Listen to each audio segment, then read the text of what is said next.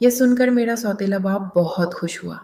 उसने मुझे बाहों में भर लिया और अब उसे किसी बात का डर नहीं था, क्योंकि अब मुझे ही बुरी लत लग गई थी।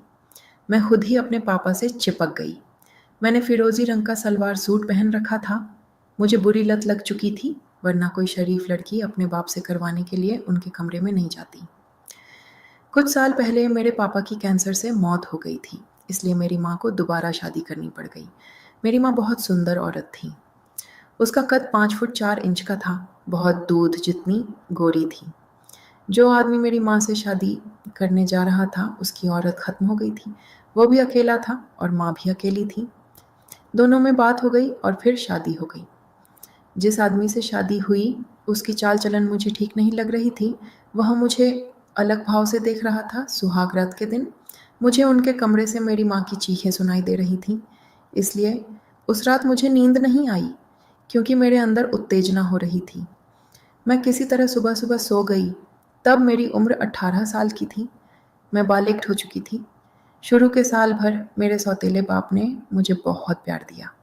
मेरे लिए नए नए कपड़े लेकर आया, तरह तरह की चीज़ें, खाने की अच्छी अच्छी चीज़ें वो लेकर आता था। साल भर उसने मेरी माँ को खूब जी भरकर प्यार किया। उसके बाद उसके व्यवहार में अचानक बदलाव आना शुरू हो गया। मेरा सौतेला बाप जब मेरा पास आता, तो मेरे दोनों कंधों पर अपने हाथ रख देता और सहलाने लग जाता। बेटी, मुझे तुझसे कुछ बात अकेले में करनी है, मेरा सौतेला बाप बोला। एक दिन जब माँ नहीं थी, तो उसने मुझे अपने कमरे में बुलाया और मुझसे पूछा, तुम्हारा कोई बॉयफ्रेंड है? मैंने मना कर दिया। मैंने कहा, मेरा कोई बॉयफ्रेंड नहीं है। बेटी, बनाना भी नहीं। ये बॉयफ्रेंड बहुत गंदे होते हैं।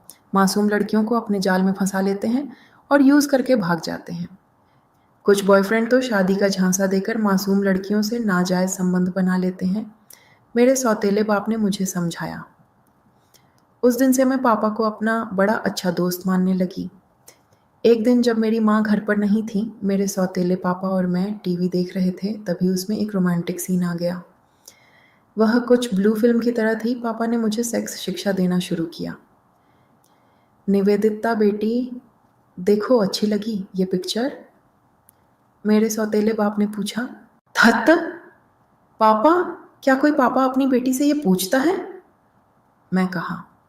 मैं बहुत लजा गई थी और शर्म कर रही थी। बेटी, आजकल युवाओं को सेक्स एजुकेशन देना बहुत ज़रूरी हो गया है, वरना लड़कियां कई मर्दों से करवा लेती हैं और एड्स जैसी जानलेवा बीमारी का शिकार बन जाती हैं। इसलिए बेटी, आजकल हर बाप अपनी जवान लड़की को चुपके सेक्स एजुकेशन देते रहते हैं। ये बात सीक्रेट ही रखी जाती है। तुम ये दोनों टेप अच्छी तरह से देख लेना, जिससे तुमको सेक्स एजुकेशन मिल जाए, मेरे सौतेले बाप ने कहा। अपने काम पर चला गया। मेरे पास करने को और कोई काम था नहीं। मेरा कॉलेज तो 1 महीने के लिए बंद ही हो गया था, तो मैंने सोचा कि चलो सेक्स एजुकेशन ही ले लूँ। वैसे भी कोई बाप इतना पाप नहीं होगा कि अपनी लड़की को गलत शिक्षा दे। दोस्तों, मैंने जैसे जैसे वो वाली फिल्में देखना शुरू की, मुझे अच्छी लगने लगी। कुछ देर बाद तो मैंने अपना सारा काम धाम छोड़ दिया और सुबह से रात तक बैठकर मैंने वो 4-4 घंटे की फिल्म देख ली। शाम को पापा और मम्मी अपने अपने ऑफिस से लौटे, तो मुझे पता नहीं क्या हो गया है। उन फिल्मों का मेरे किशोर मन पर बहुत असर हुआ था। पापा, मुझे और सेक्स एजुकेशन लेनी है, कल आप और टेप ले आना, मैं अपने सौतेले बाप से बोल दिया। मेरा फिल्मों में इंटरेस्ट देखकर मन ही मन वो मुस्कुराने लगे। शायद वो कोई कुटिल प्लान अपने दिमाग में बना रहे थे। इस तरह पापा रोज़ नई नई रोमांटिक वाली फिल्में मेरे लिए लाने लगे। कभी जापानी हिंदी की फिल्में, कभी चाइनीज़ हिंदी की फिल्में, कभी कोई। दोस्तों, 2 महीने बाद मुझे रोमांटिक फिल्म देखने का भयानक चस्का लग गया था, जैसे किसी गंजेड़ी को गांजा पीने के बुरा चस्का लग गया था। एक दिन सुबह सुबह जब मेरी माँ अपनी नौकरी पर गई थी, मैंने पापा से फिर कहा कि मेरे लिए फ़िल्म लेकर आए। मेरे पापा गए और मार्केट से खाली हाथ लौट आए। ये क्या पापा, आप खाली हाथ क्यों लौट आए? अब मेरा वक़्त कैसे बीतेगा? मैं बहुत बेचैन महसूस कर रही थी। जैसे किसी अफ़ीमची को अगर अफ़ीम सूंघने को ना मिले, तो वो बड़ा बेचैन हो जाता है। मेरी हालत बिल्कुल ऐसी ही थी। बेटी, वो दुकान बंद थी, पता नहीं कब खुलेगी। पापा बोले, नहीं पापा, आप फिर से मार्केट जाइए और मेरे लिए वो सेक्स एजुकेशन वाला टेप लेकर आइए। मैंने झल्लाते हुए कहा। मेरा सौतेला बाप जाने क्यों हल्का हल्का मुस्कुरा रहा था। उसका पूरा प्लान मुझे रगड़कर खाने का था।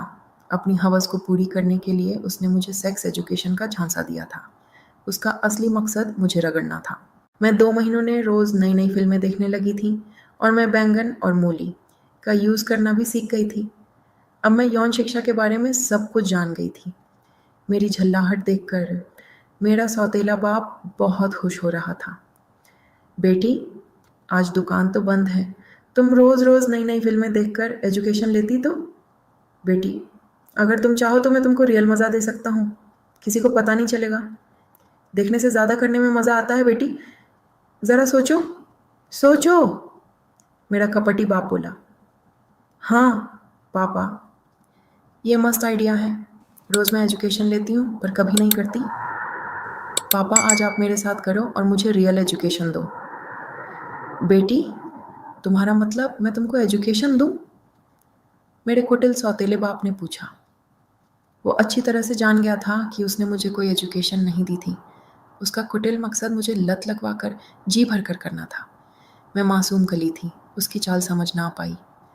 हाँ पापा, हाँ, आप मुझे एजुकेशन दीजिए, मैंने बोली। ये सुनकर मेरा सौतेला बाप बहुत खुश। उसने मुझे बाहों में भर लिया और अब उसे किसी बात का डर नहीं था, क्योंकि अब मुझे ही बुरी लत लग गई थी। मैं खुद ही अपने पापा से चिपक गई। मैंने फिरोज़ी रंग का सलवार सूट पहन रखा था। मुझे बुरी लत लग चुकी थी, वरना कोई शरीफ लड़की अपने बाप से करवाने के लिए उनके कमरे में नहीं जाती। पापा ने तो अपना काम कर लिया, उसके बाद अपने कमरे में आई, बाथरूम में नहाई, सब कुछ अच्छे से साफ़ किया, फ्रेश होकर अपने कमरे कपड़े पहनी। मुझे एहसास हुआ ये सब गलत हो गया। मेरे साथ मुझे अपने सौतेली बाप से ऐसा कुछ नहीं करना चाहिए था। मैं आपको एक चीज़ बता देती हूँ कि सेक्स एजुकेशन का ज्ञान लेना अच्छी बात है, लेकिन अपनी सहेली और अपनी मम्मी से, ले पापा से लेने से मेरी जैसी हाल हो सकती है। उस बात को 3 महीने बीत गए। मुझे वह दिन आज भी याद है कि कैसे मैं एक लड़की से औरत बन गई थी, वह भी अपने बाप से। दोस्तों, कहानी आपको पसंद आई तो भाभी की कहानी चैनल को सब्सक्राइब करो